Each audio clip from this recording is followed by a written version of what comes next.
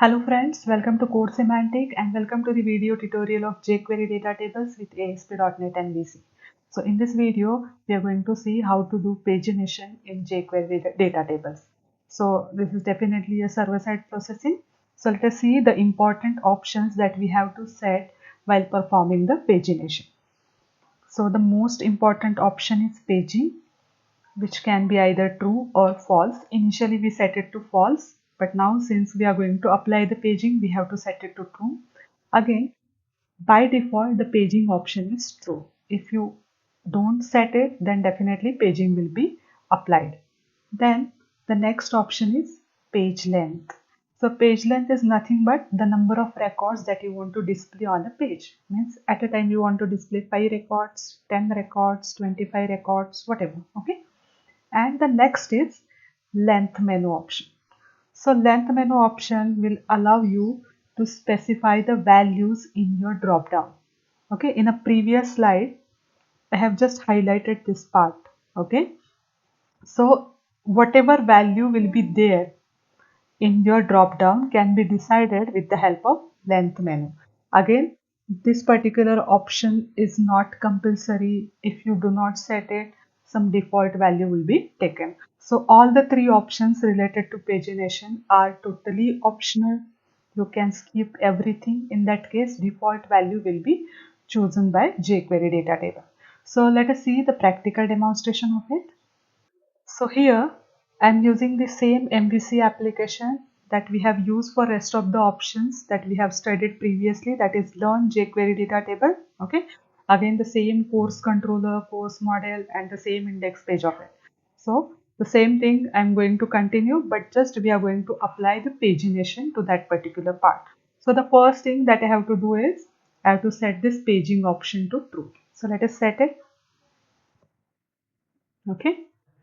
Now, the next thing is that we have to collect the pagination related parameters. Okay, but before collecting pagination related parameter, I will just clear few things by running the application first, and then after we will write server side code. Okay, so let us run the application, and for that I'm going to use the very first HTML data source application, okay, where we applied the jQuery data table. Okay, now this particular part is in not working state, so I can't show you the pagination related part. Okay, so let us execute it.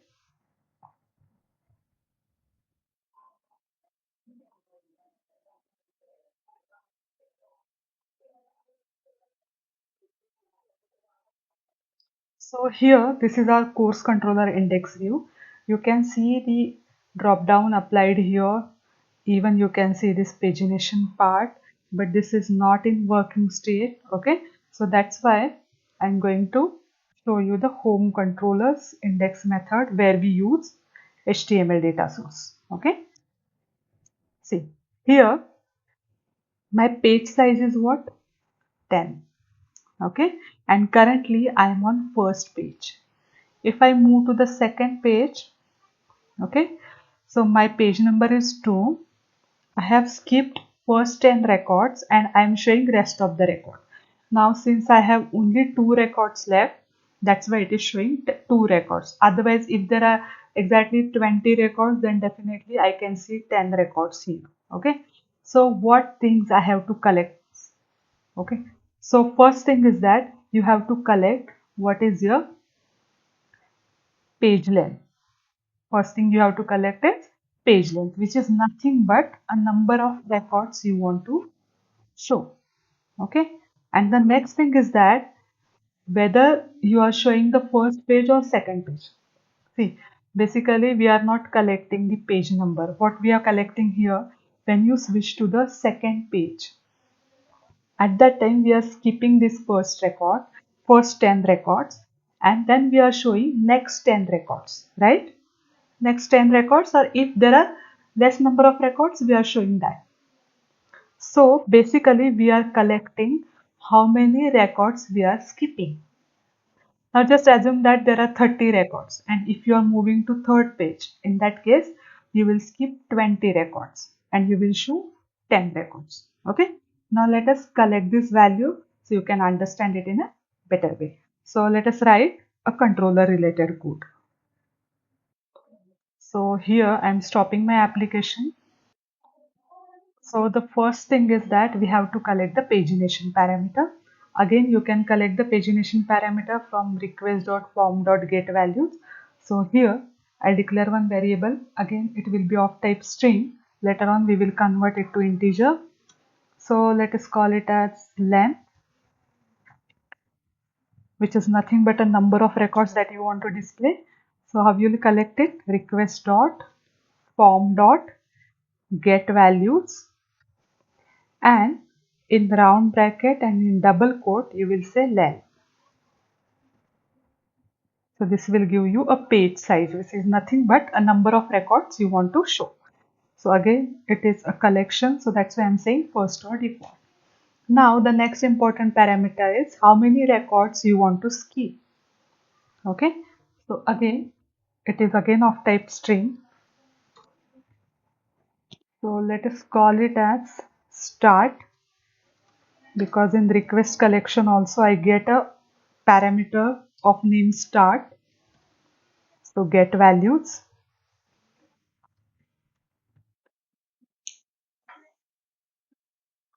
start dot first or default. Done. So as I said, this will give you the page size, and this start variable will contain the number of records that you want to skip. Means if my page size is 10 and I am showing the second record, in that case I have to skip first 10 record and I have to show the next 10 record. If I am on page 3, I have to skip the 20 record and I have to show the 10 records. Okay. Now, the next important thing is that we have to change our get source method and as well as its parameter. Now I have to pass the pagination parameters also. So, see again, actually we want this length and start parameters in integer type of value. Actually request.form.getValues give it in the form of string.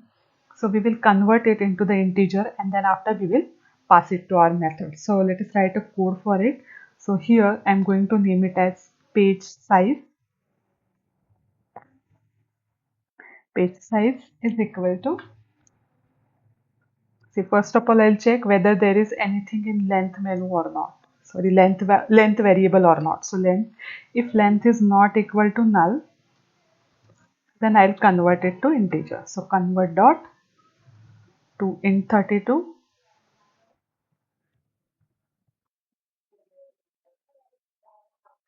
length, otherwise I'll set it to 0.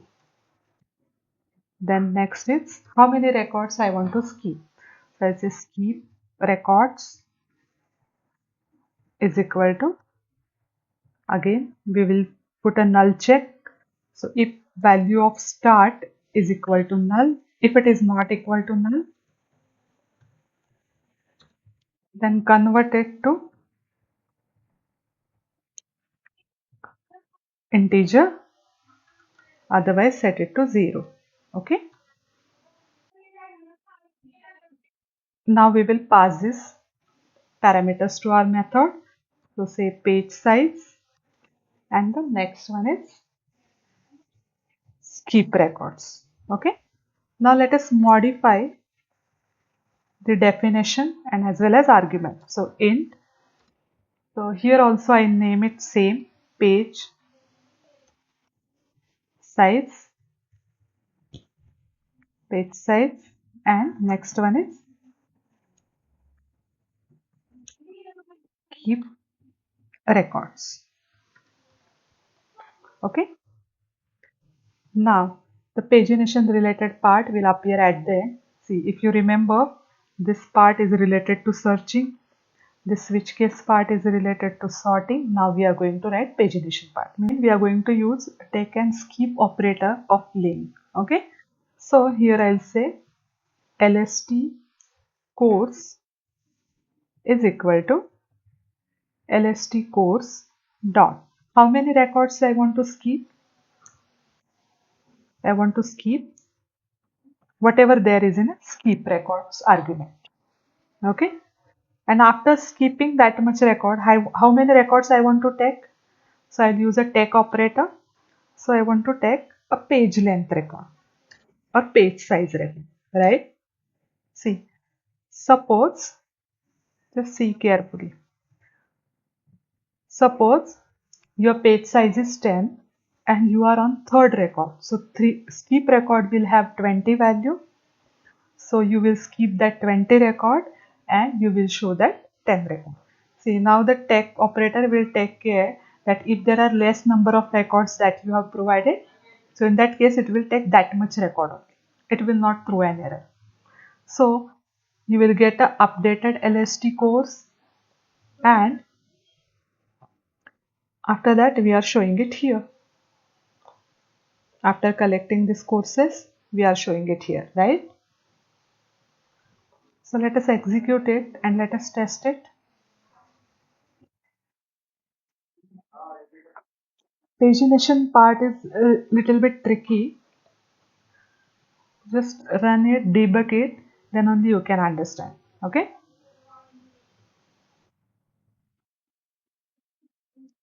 So let us observe the output. See, the default page size is 10. But now as you can see here, we have 12 or 13 records, I think. Yeah, we have 13 records, and here it currently shows 10 entries, right? You can count it. Here there are 10 entries, and by default we order it on a course name. That's why it is ordered by course name. Otherwise it can be on serial number also, but you can't see the second page. So what is the problem here? See, let us move to code again. What mistake we have did here? What you are saying? Skip records say skip 0 records and take 10 records. If you are on the first page, in that case definitely you will skip nothing. So the skip record value will be 0 and take record value will be 10, right? So that 10 records get transferred to LST course. Okay, and after the call you will get all these value here. Now what is the count of courses? Count of course is what? 10. So since the count of course is 10, it is showing you just a single page. That two option or two page number do not appear there. So in count, we should get the total number of records, not the page size records, right? So what we have to do here? See, after searching and sorting, or after immediately after searching, what you can do, you can collect the count. So that is your actual number of records, right? And page size number of records are definitely always they are going to page size only. Okay. So what you have to do, actual count, you have to collect it somewhere and then you have to pass it to your method, the calling method. So basically we are already returning the value. So we cannot return that value. So what will I do? I'll just create. Okay, I have to stop the application. So here I'll create one out parameter of type integer. So let us call it as total record. Okay. And I'll pass that parameter also to the method. And as I said, it will be a out parameter. Right. Here also, I hope all of you know the purpose of out parameters. So whatever value you will set it in the function, it get applicable there. So out int, again name can be different. I just keep the same name for readability. Okay, done. Now the next thing, as I told you, after searching or after filtering, you can see this, set this total record count. So total rec is equal to lstcourse.count. See, just assume that we didn't search anything.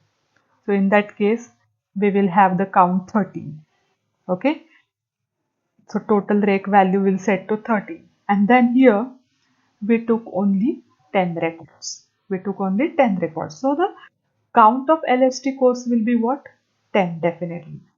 But we have already collected the total number of record in total rec variable. and it is out parameter. So whatever value you will set it there, it get reflected in the calling function, which is our load data function. So here, in case instead of this courses count, what I have to specify? Total rec. Here also, in case of courses count, you have to set total rec, right? So let us save it and let us execute it. I hope you understand this.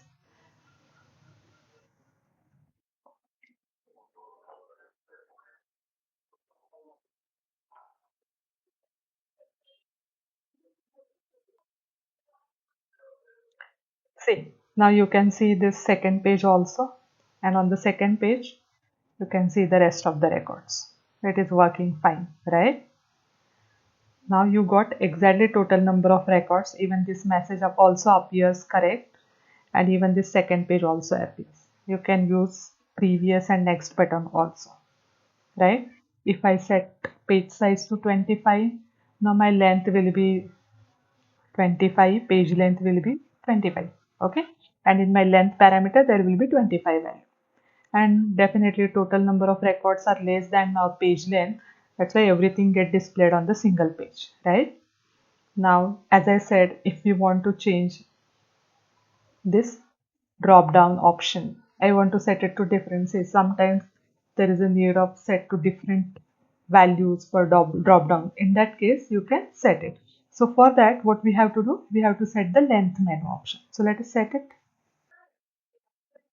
So you can set the length menu like this in double quote, length menu, and here in square bracket you can set it to 5, say 5, 10. Since we have less number of records, that's why I'm setting to 5, 10, 15, 20. Okay, according to your requirement you can set it. So let us save this and let us check. I'm just refreshing this. See, we have the specified values in our drop down, and since my page length is 5 now, so 3 pages get created, right? So I hope you understand this. If you have any doubts or any questions, you can definitely write it down. Thanks for watching.